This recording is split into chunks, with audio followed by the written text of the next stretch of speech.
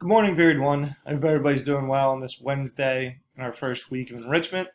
It's Mr. Enoch here. I just want to go over our schedule for today and what you guys should be doing. So you guys can all direct yourselves to the day 3 folder. I'll do that here. I want to start off though by thanking everyone who's participated so far. I think it's great you guys are reading and writing. I really appreciate you guys yesterday and your responses for that setting enrichment. I thought you guys did a great job. Actually, out of my 3 classes, you guys are probably the best as far as the responses I got. Don't tell anybody that. So if we open up our day 3 folder, it's going to be a very similar schedule as yesterday.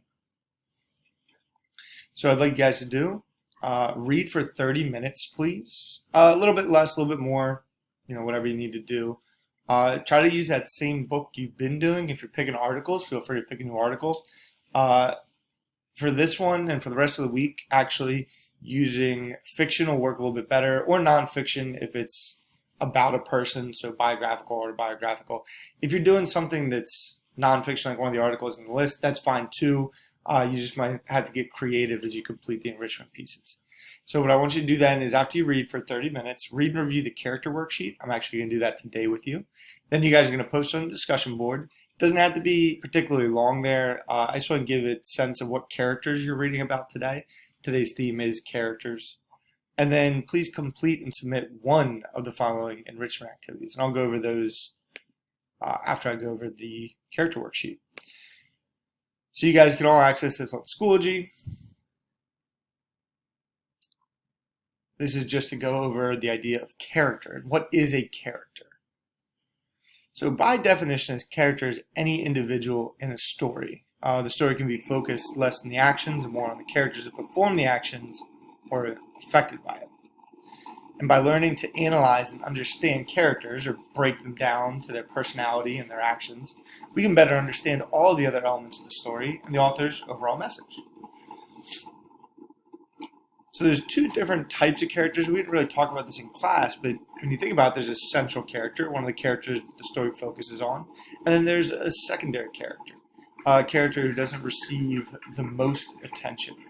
So if you use an example like Harrison Bergeron, in Harrison Bergeron, George, Hazel, and Harrison Bergeron are all central characters.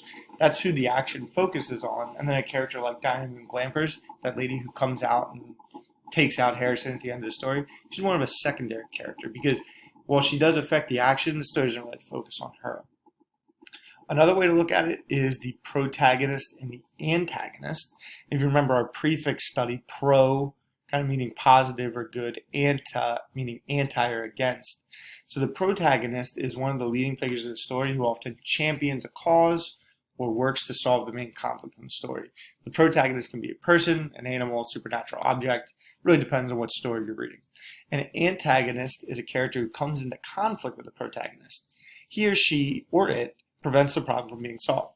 And just like the protagonist, antagonist could be a person, could be an animal, could be a supernatural object, could even be something like nature. So if you think back to last year, The Most Dangerous Game, our protagonist was Rainsford. He was the central character we followed throughout the story. And that antagonist was General Zoroff, the guy who was hunting up in the woods. Lots of people think the protagonist is the good guy and the antagonist is the bad guy. But these characters are often more complex than that. If you guys think about the movies you like, you might see this. These characters are a way for the author to explore the complexity of a conflict and ways for the readers to discuss and analyze the story. So I always think back to like some of those Marvel movies. So if you look at the main characters in some of those Marvel movies, even some of the antagonists like Loki, he isn't always a bad character, even though he is usually an antagonist or going against the main protagonist. And movies do a very good job and novels do a good job playing on that. Now, we've talked a lot about the different character types. So on the left here, we have flat characters. Those are characters we have few details about their beliefs or behaviors versus round characters are individuals with lots of depth and detail. They're more like real people. And then stock characters are the same type of characters seen in many different times, like a wise wizard or the henchman or characters like that. You could also have a dynamic versus a static character. Dynamic character is one who changes throughout the course of the action and the story. Changes can be physical, emotional, or even spiritual. So if you think about versus a static character, one who does not change. So if you think about that first story we read, The Bet, the lawyer was a dynamic character. He went into the bet, he thought this money was going to be important to his life. He was excited to win the bet. And then by the end of those 15 years, he comes out a changed person because of his experience with this bet. So here's some other examples that you guys might be aware of. So in To Kill a Mockingbird, the main character is Scout. Many of the stories about her and what she thinks and feels. However, many readers believe that Atticus, her father, is the protagonist. He's the one the readers root for in the conflict of the story. Her father, Atticus, is the one who is a lawyer who fights for an African-American man who's been wrongly accused of murder. And then if you think back to that old movie, The Wizard of Oz, or the book even, the Wicked Witch is a flat character. She's also the antagonist. We never learn much about her in the novel and musical. She actually becomes a round character because her background is revealed. Versus the movie, she's more of a flat character. And then in Peter Pan, Wendy is a dynamic character, and Peter is a static character. So that's just a quick review of character and what is a character. Please remember to do the character discussion. Just name and briefly describe the character. Are they round, flat? Are they static, dynamic?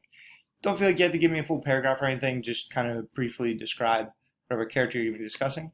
And then the character enrichment. This one I'm actually really excited about because I know a lot of you guys are very creative. So the first thing you do is a character poem. It didn't give you a line length. I'd say like 8 to 10 lines. But choose a main character from your book and write a poem from their perspective. What are they experiencing in the book and how might they feel about it? Try to capture the character's voice and feelings in your poem. That one's pretty easy. You just have to write the poem. And let me know what character you're trying to capture. 2, a character comparison. This one's a little bit more writing. You'd identify character in another work. So that could be another book, a television show, movie, whatever. And that is similar to your main character in the book you're reading now. Then I'd like you to write a 2-paragraph response comparing and contrasting these 2 characters. First paragraph should contain the similarities in personality and actions, and the second should describe the differences between the personality and actions of these 2 characters. And then number 3, a character poster. I hope some of you choose this one. This is where you create a poster by hand or using any digital tool, and then on your poster include the name of your character, an illustration of that character, 2 quotes that reveal the character's traits, and a written description of the character. The written description doesn't have to be a huge paragraph or anything. Just give me the sense of, are they round, flat, static, dynamic? What are some of the personality traits that come back? And then you can submit that image to the Dropbox that we have. So ladies and gentlemen, that's going to be our day today. Really hope to see some more of your work. I'm excited. One note, please remember if you have anything missing in PowerSchool, feel free to go back and complete that as you need to. Have a good Wednesday, everybody, and I will talk to you all later.